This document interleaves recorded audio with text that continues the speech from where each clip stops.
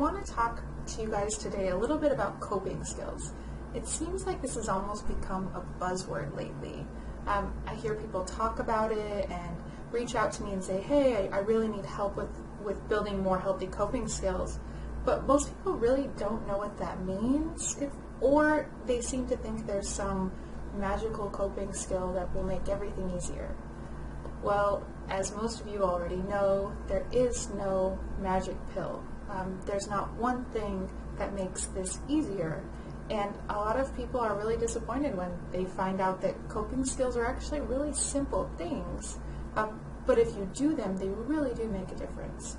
So I want to talk about that a little bit today. And I also want to talk about kind of the way I break them down even further, which is I break them down into coping skills and distraction skills. Now, both are really important, but you cannot just have distraction skills.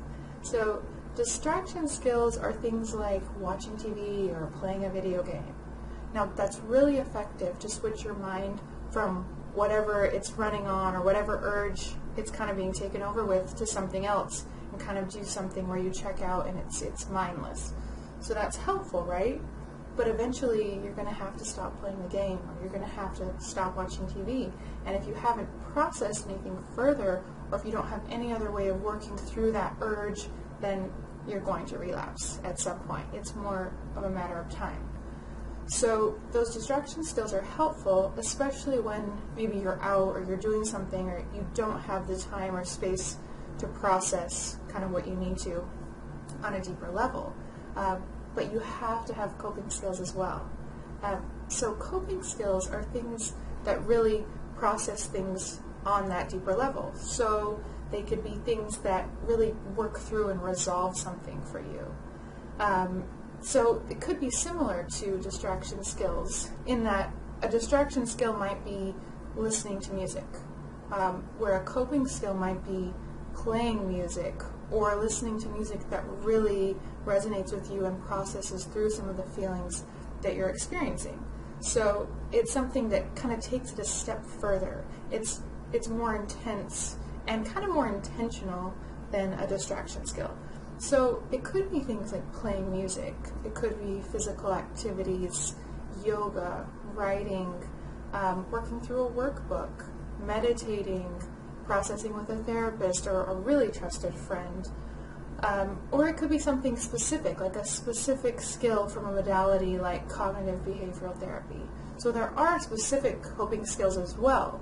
And a lot of those are simple too, like breathing exercises.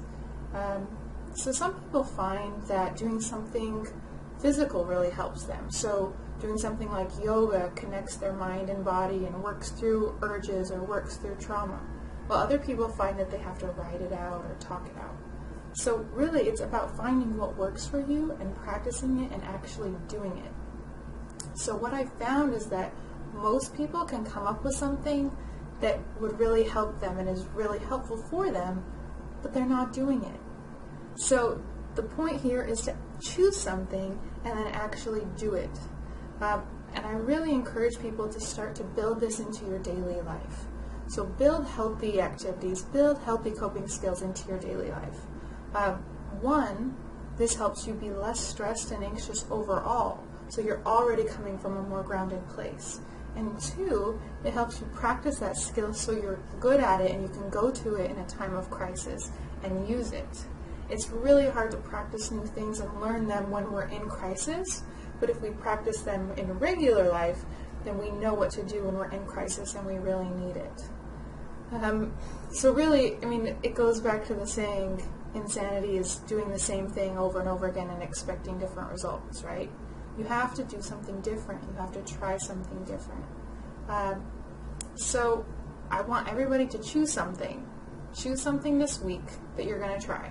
It can be really simple. It can be something that you've done in the past and have found helpful. It can be anything, but it needs to be specific, it needs to be intentional, and it needs to be something that does help you process through anything, your thoughts, your emotions, your urges, something that resets you.